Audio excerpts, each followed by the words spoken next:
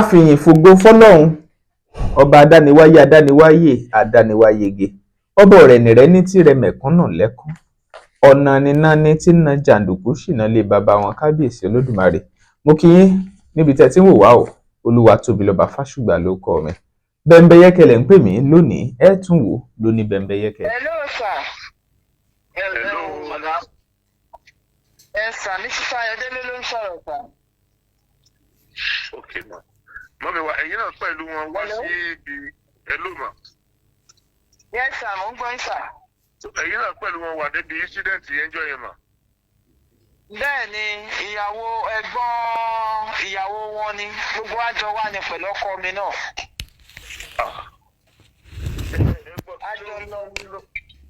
Kí ló wá tó ń ṣẹlẹ̀ lẹ́yìn náà bẹ́yẹn ma?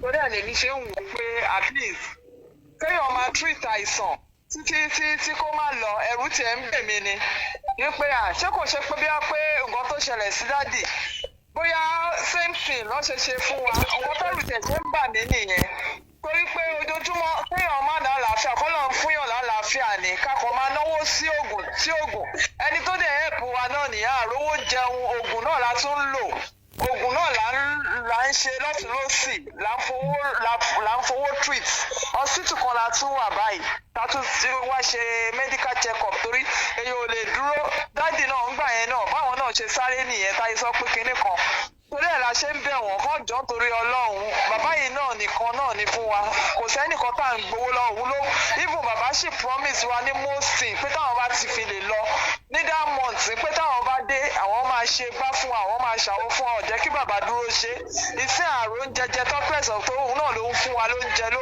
ń ṣe gbogbo ẹ̀ fún wa òun ló ẹ̀ fún wa o kọ́lọ̀ kó ṣàánú wa báyìí o akọ̀wà ń pé kinní kan owó ìwọ̀nba owó àti yáwó láti fi máa rògùn ó ti sún àwọn èèyàn gan òun la ṣe ní ká tún kígbe ara wa síta o kọ́lọ̀ kó ṣàánú wa o ẹ jọ̀ọ́ o ẹ ṣàánú wa o kẹ má wò wá ràn báyìí o.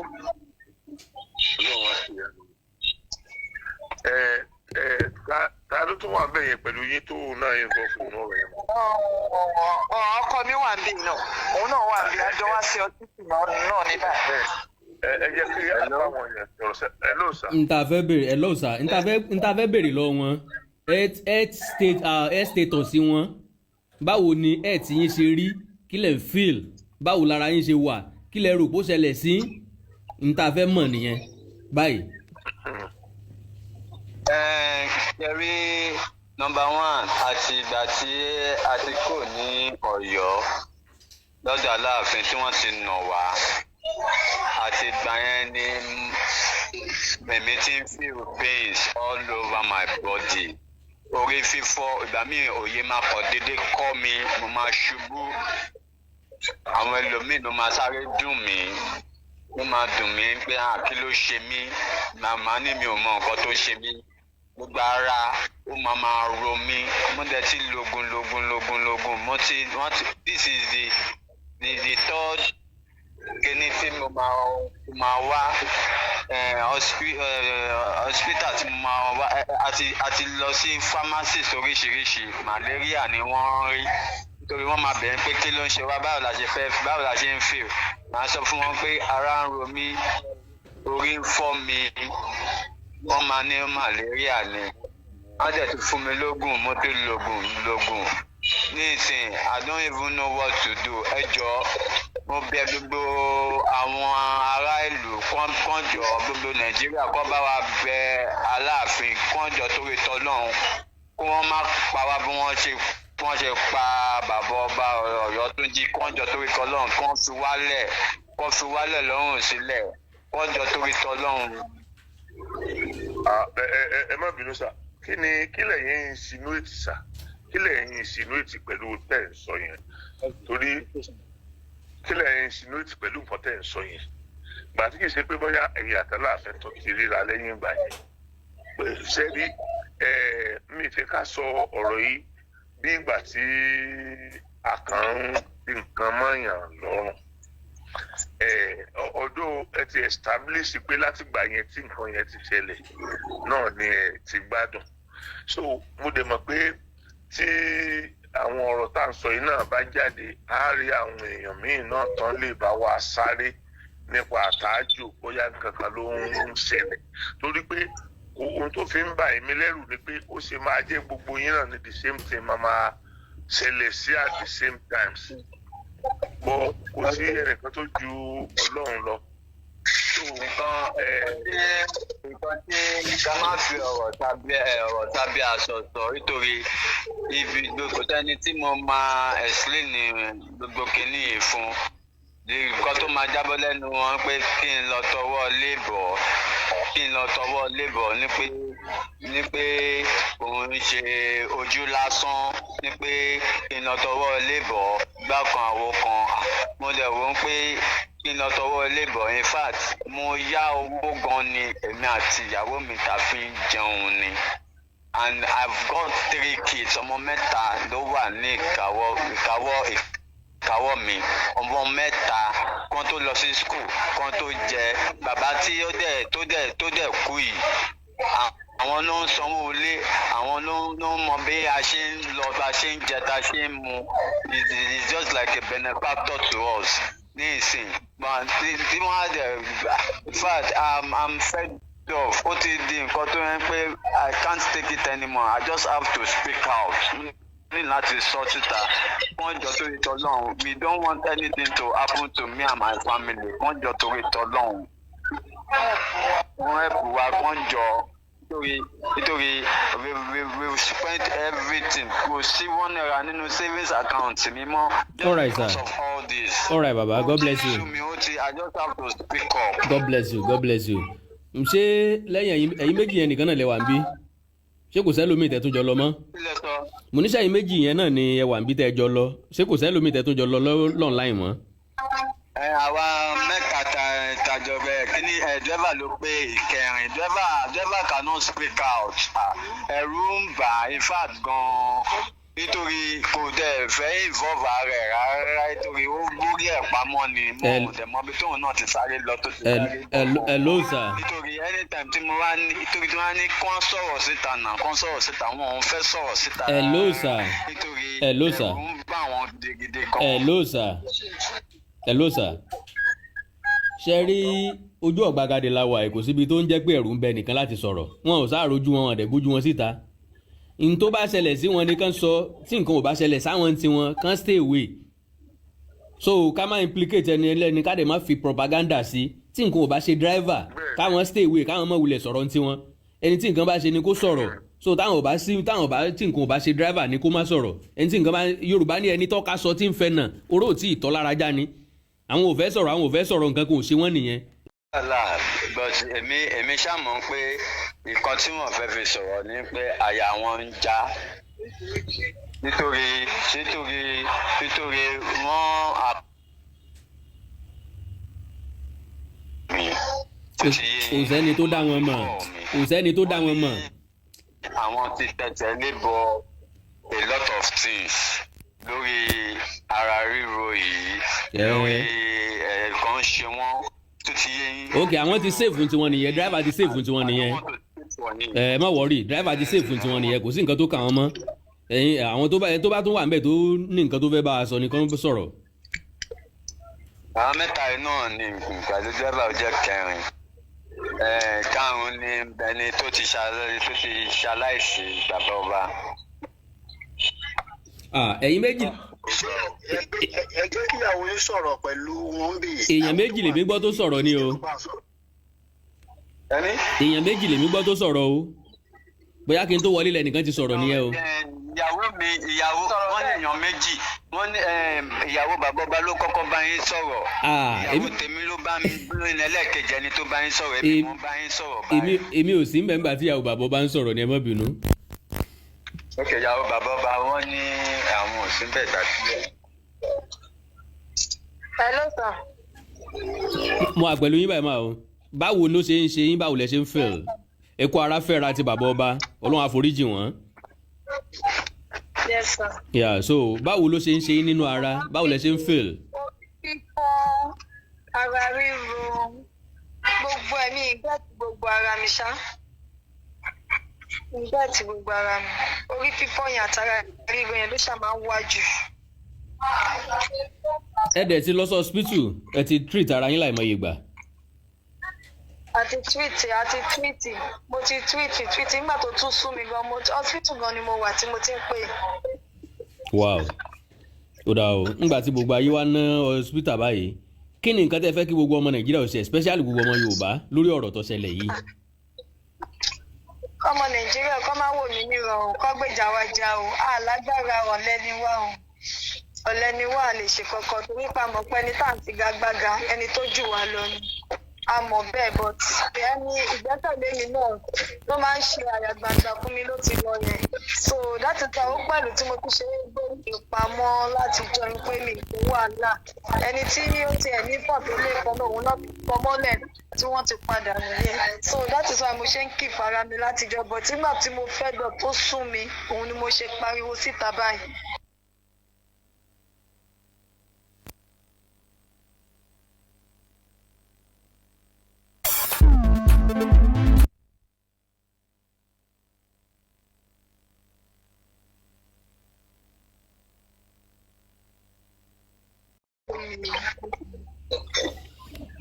all right.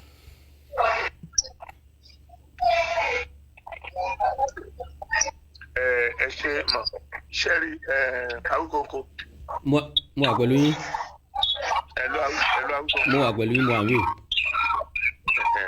ṣẹ́rí mo fẹ́ kí wọ́n bá wa kíyà nǹkan kan ṣe mọ̀ pé àti gbọ́ ṣe pé ìṣòwò lọ yẹn wọ́n kò sí bẹ́ẹ̀ ṣe máa náwó náà láti ìgbà yẹn tí owó wà sí ìdí pé èèyàn ń ṣiṣẹ́ mi sí èèyàn máa ní sọ́téèjì owó náà ni ṣùgbọ́n èyí tí mo fẹ́ kan torí ó ṣeé ṣe náà kárí nínú àwọn èèyàn tó máa lísìn gbọ́ ọ̀rọ̀ yìí tí wọ́n máa fi rí pé àwọn lè ṣe one thing or the other fún wọn. So ìyẹn la fi gbọ́dọ̀ mọ tó bí nǹkan yẹn ṣe ń ṣẹlẹ̀ gangan sí ẹnì kọ̀ọ̀kan ìyẹn làwọn yẹn máa gbọ́ kí wọ́n lè rò pé bóyá nǹkan báyìí ló ń ṣẹlẹ̀ ẹ jẹ́ káwọn ṣe àwọn nǹkan báyìí fún wọn táwọn bá ṣe àwọn nǹkan báyìí fún wọn ìyẹn tí mo sọ yìí tó sọ̀rọ̀ owó gbogbo wa yìí náà lọ́lọ́run lè lò láti ṣe wọ́n ṣe náà ní ọ̀dà tó bá ti padà tó já sí ọ̀rọ̀ olólówó lọ ṣùgbọ́n ìgbà míì náà tó bá yẹ kó owó ni à ń sọ̀rọ̀ nípa ẹ̀ tí a sọ̀rọ̀ ń pa nǹkan tó ń ṣe yín bí èèyàn bá gba owó ọ̀nà ṣé ká ní àwọn èèyàn ti dáwó fún bàbá ọba ṣé bàbá ọba lè ná nígbà tó ti kú báyìí. so ìyẹn ni àwọn eré àtẹ̀mí ṣàkíyèsí tí mo fi ń sọ pé òkè ká mọ àwọn nǹkan tó ń tẹ̀lé gangan àdèdúpẹ́ ṣe pé ẹnìkọ̀ọ̀kan yín náà ti sọ̀rọ̀ pé nǹkan báyìí mi kàn fẹ́ kí àwọn èèyàn tó bá tó wà bí ẹni tó bá ní nǹkan míì tó fẹ́ béèrè ó béèrè lọ́wọ́ wọn.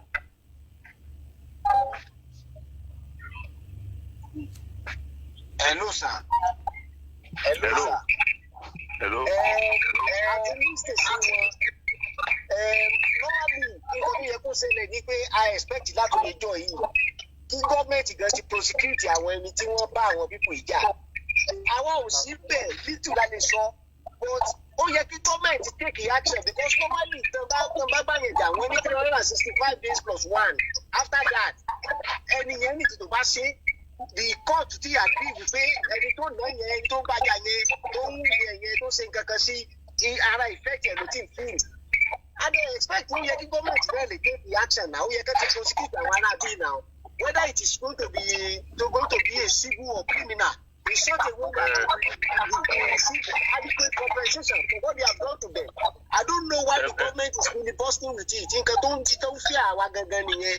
That's what we are fearing. Ẹ má bínú sá. Tẹ́rí tó bá jẹ́ pé bá a ṣe ń sọ lórí íńtánẹ́ẹ̀tì ni gọ́fìmẹ̀ntì ń gbọ́. Gọ́fìmẹ̀ntì ò lè ṣe nǹkan kan o. Is there anything tẹ́ ẹ ti ṣe officially?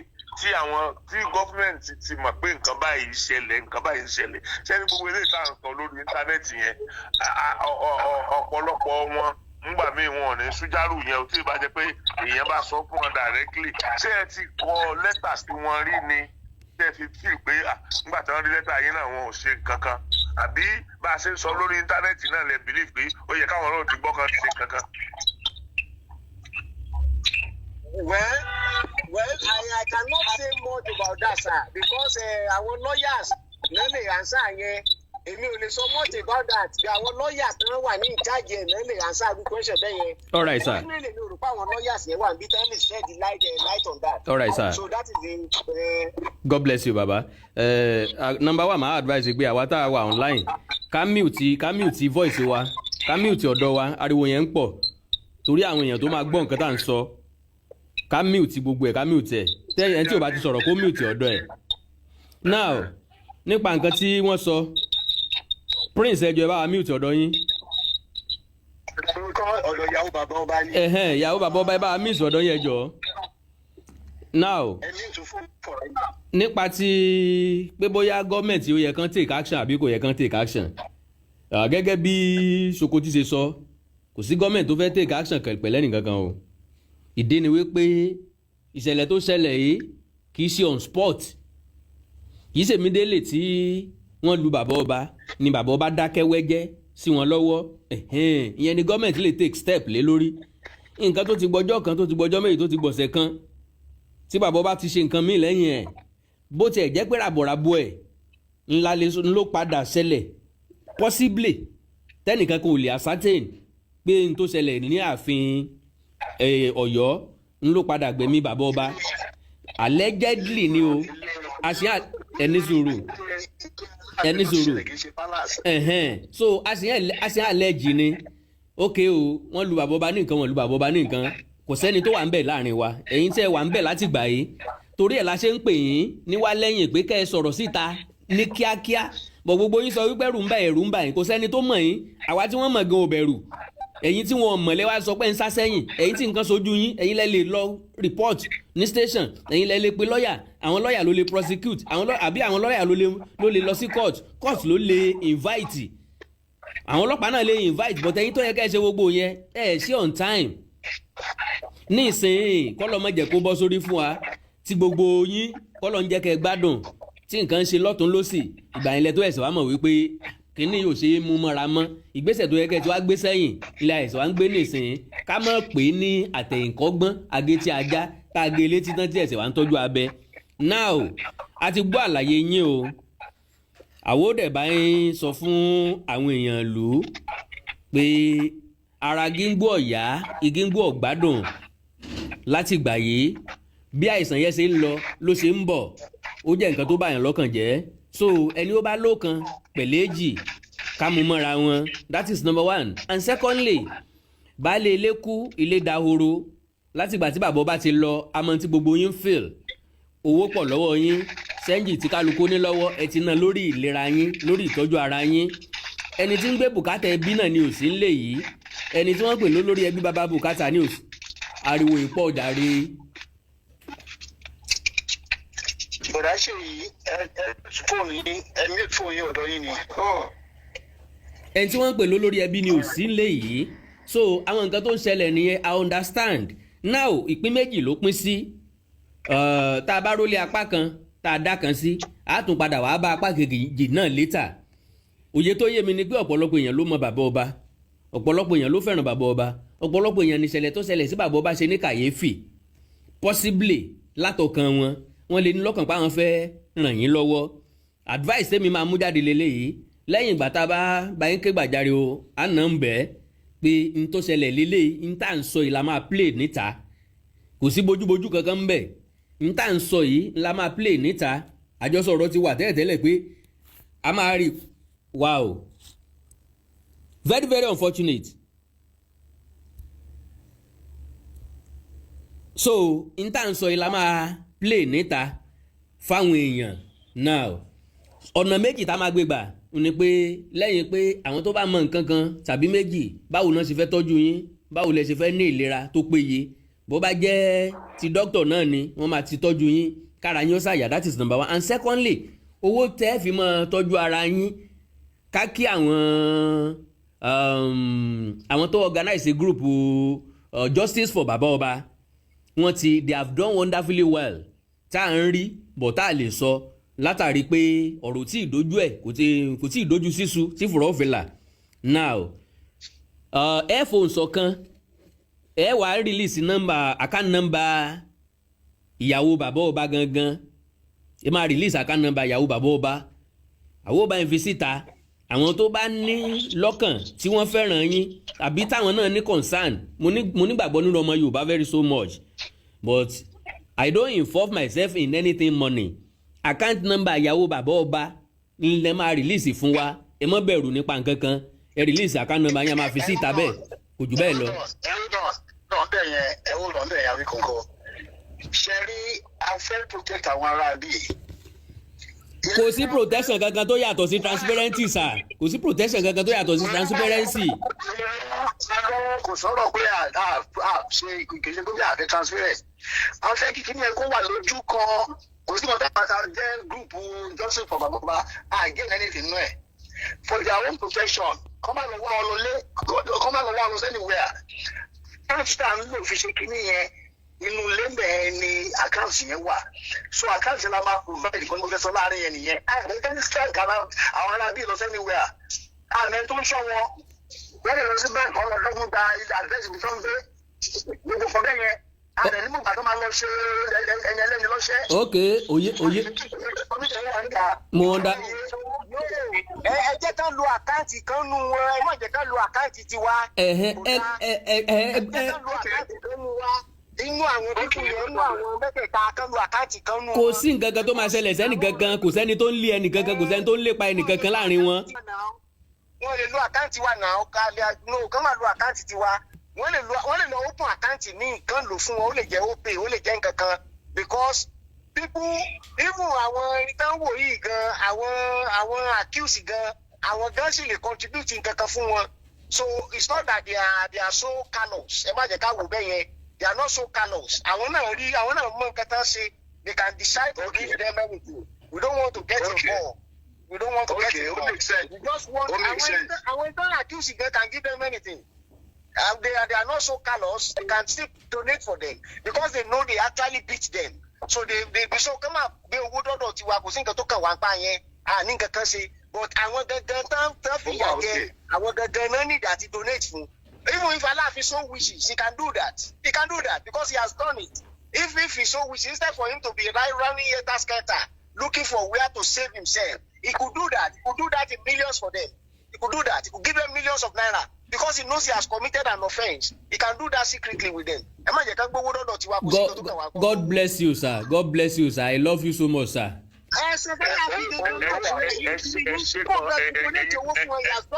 He should give them money. He should give them in millions and let them know that he is actually sympathetic with them. It's not something we have to hide.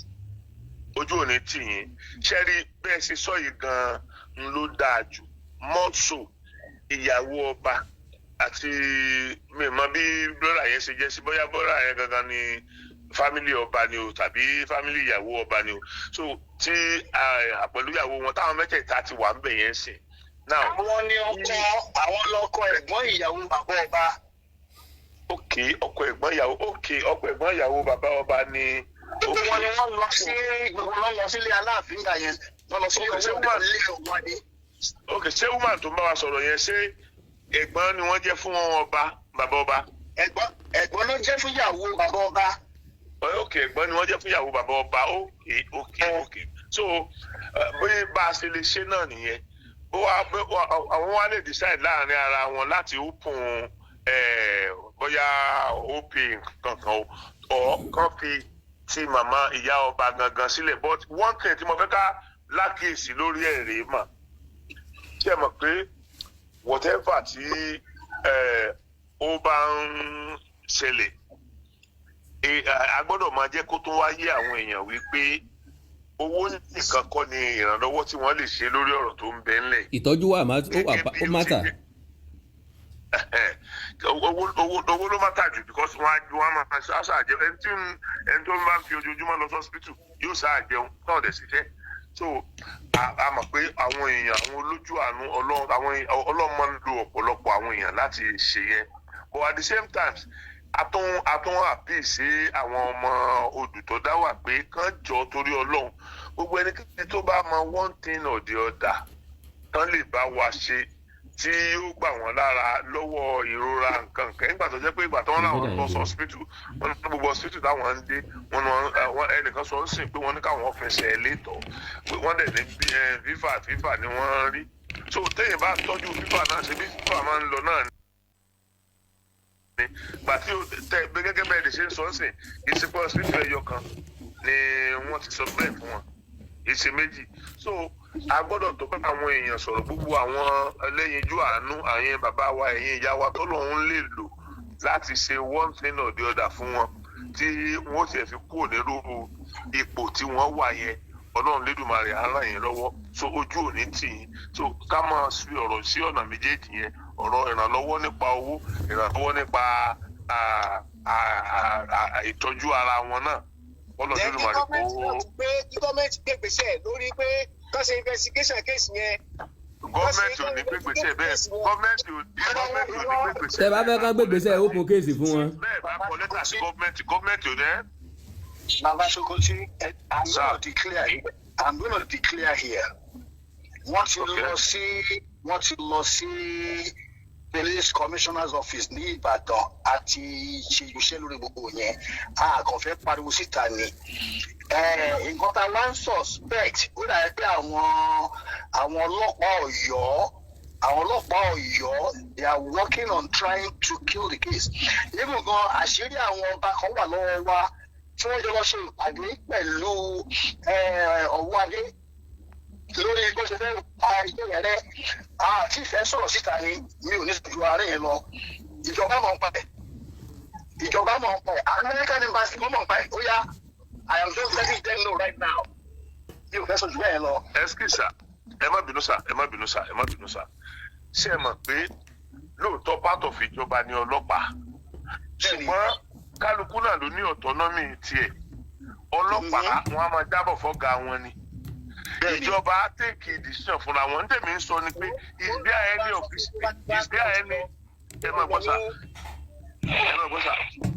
any official letter to the government is there any official letter to the government complaining about this. ṣe rí àwọn lọ́ọ̀yà wa ìkànnì wọn ti drop ó sì àwọn lọ́ọ̀yà wa ń bí báyìí ìkànnì wọn ti drop ọ̀pọ̀lọpọ̀ nǹkan kan wà tá a ṣèpàdé lórí tá a fẹ́ expose. ní tá a sọ yẹn ó ṣe rí ni mo sọ fún yín yẹn.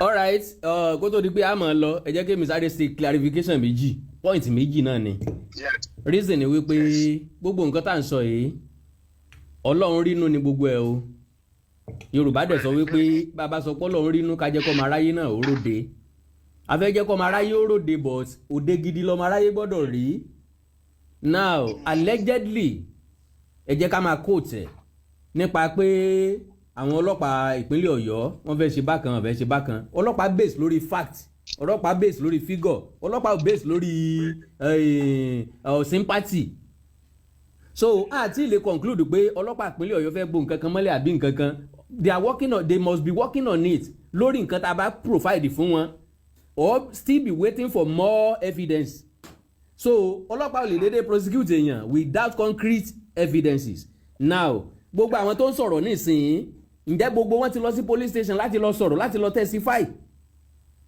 gbogbo àwọn nǹkan yẹn wà stake ẹni sùúrù sà ẹ jẹ́ kí n gúnlẹ̀ sà gbogbo nǹkan yẹn wà stake that is number one and also allegedly wípé àwọn ọba kan lọ ṣèpàdé pọ̀ pẹ̀lú ọba Òwádé ò mọ orí nǹkan kan rò nípa ọ̀rọ̀ bàbá ọba mọ́ to the best of my understanding so gbogbo anything tó bá rọ̀ mọ́ propaganda ká gbé sẹ́gbẹ́ kan pápátá ẹ jẹ́ wà factual ká wà straight forward so as far as I'm concerned ọba Òwádé ò ní kankan láti pamọ́lẹ̀ lórí ọ̀rọ̀ bàbá ọba débi pé òun àtàwọn ọba kan náà jọ máa jíròrò ọmọ ìlú wo ni bàbá ọba àwọn ọba tán wá jọ ń jíròrò kí ni relationship wọn pẹ̀lú bàbá ọba kò ní nǹkan kan ṣe pẹ̀lú ara wọn kò jọra wọn kò bára mu rárá so ẹ jẹ́ wà factual lórí interfere project àti interfere deliver fún àwọn èèyàn kán mọ̀ bá rí a gẹ́gẹ́ bí òpònú àti pé à ń gbèsè yín kankan God bless you all.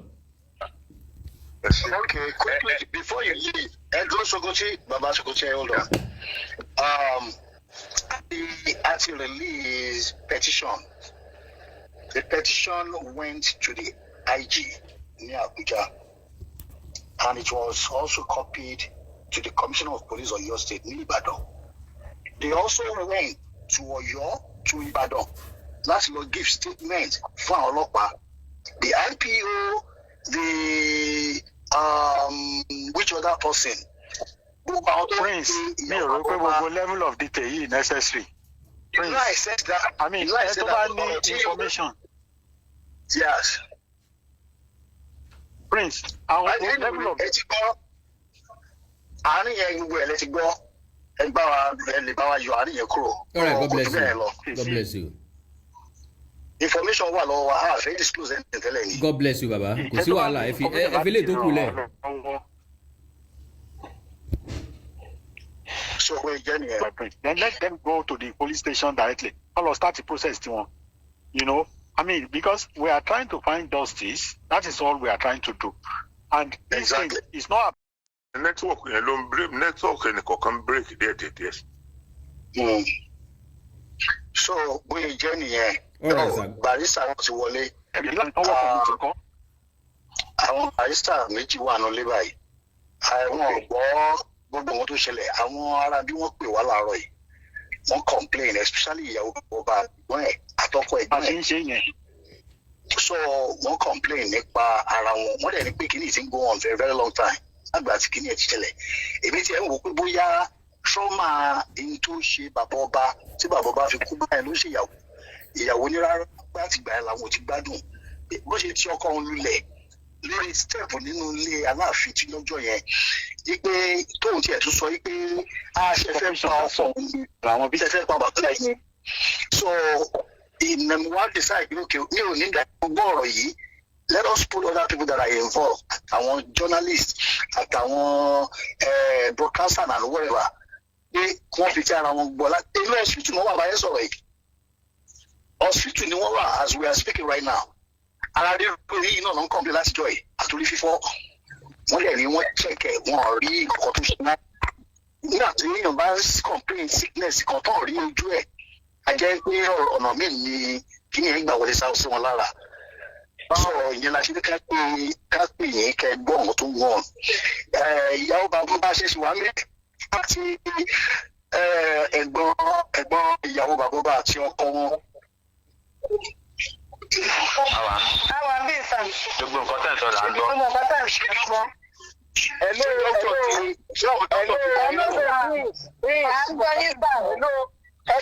Ẹjọ́ ni wọ́n ṣe máa rí ṣé wọ́n lè rókun one àkáǹtì kan whether ó pay máa ó pay that's better. Kẹ́ẹ̀dẹ̀ fi orúkọ tó jẹ́ pé àwọn èèyàn máa fi lè identify ẹ̀yin gangan sí. Gómìnà nígbà wo ni a máa gbọ́ pé àwọn kan ló ń lò. Orúkọ ẹ̀yin tẹ́ máa gbowó gangan ló máa fi sí. So that is phase one. Phase two a máa wọ ọkọ̀ tó máa ṣẹlẹ̀. Jẹ́ ká fi lé àwọn arábí lọ́wọ́ because nǹkan tó ṣẹlẹ̀ is a public issue. It's not a private issue. So that is it. Okay, sir.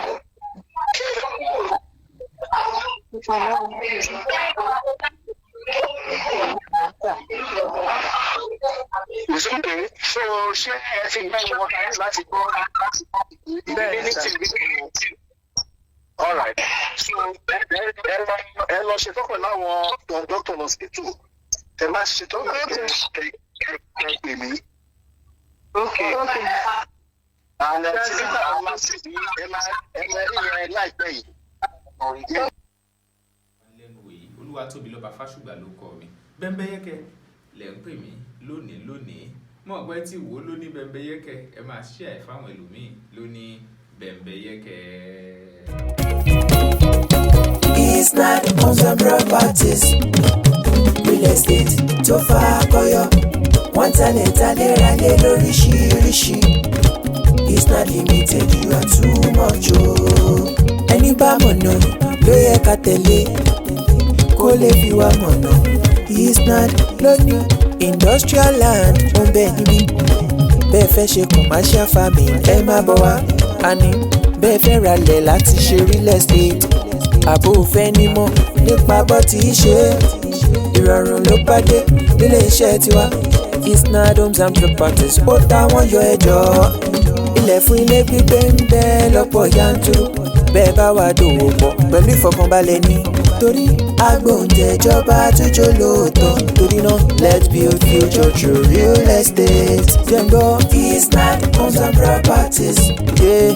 Real estate tó fakọyọ. Wọ́n talẹ̀ ralẹ̀ lóríṣiríṣi. Tó jójúlówó. It's not limited, you are too much o. Ẹ̀yin èèyàn mi nílé lóko àti ní gbogbo ibikíbi tí ẹ bá ti ń gbọ́ mi.